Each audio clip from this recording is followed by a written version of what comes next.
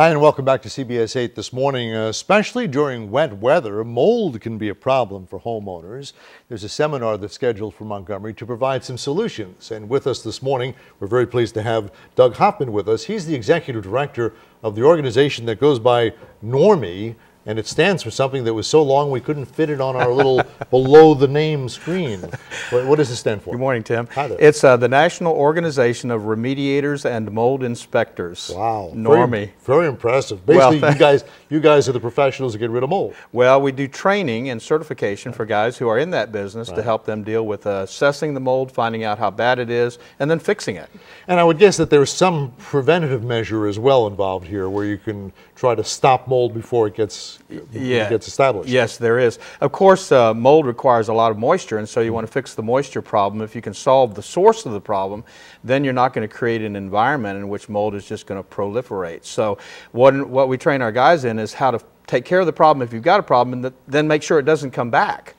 Here in the South, I'm just guessing here, but wouldn't we have more of a mold problem here because of our humid, moist summers and then, of course, even our wet falls? Right. Well, Tim, you know, a lot of people think that because we are in the South, and as I've said, some people think we live in petri dishes, but right. The truth is it's an indoor air quality problem. So we've trained thousands of people across the country, Portland, Oregon, Las Vegas, Philadelphia, Canada. So because it's an indoor air quality problem, if we build the same way in the north that we build in the south, we're going to have the same problems. So is it, can mold get into air ducts and it can spread throughout a house through an air conditioning system? It sure can. Any of the conditioned living space, which is really all the air that you breathe, you know, you breathe that air up in the ductwork and it gets circulated up in there, mold spores, that's a great place for mold to grow because it's nice and dark and damp. You know, I'm just suddenly wondering, I actually saw in my house, underneath a window, kind of like an orange kind of little thing on the wall, and I wondered what it was. Could that be mold? It could be.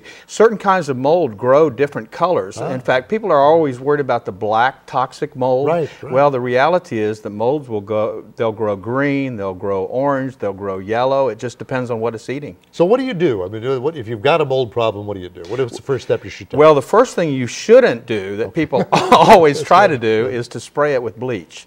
And bleach will not kill the mold. It'll make it go clear, and then it'll come back with a vengeance. Wow. So you definitely don't want to use bleach. But if you can use a really good biocide or enzyme cleaner, something that will clean it, kill the mold right at its root, it's not going to come back. Give me the who, when, and where of the seminar that's coming up that will be taking place. Well, in just a couple of weeks, we're going to be having a seminar here in the Montgomery area, and they can go to our website at normi.org and find out all the specifics. We did this during Katrina in the New Orleans area, and it's just a great opportunity for people to get really good, accurate information. We're a nonprofit organization, so we don't have any axe to grind. We just want the truth out there. Normi.org? Normi.org, Okay. Yes, sir. Thank you so much for being with us. Thank you very much, Tim. Good to see you. Appreciate it. Enjoy the Thanks. day.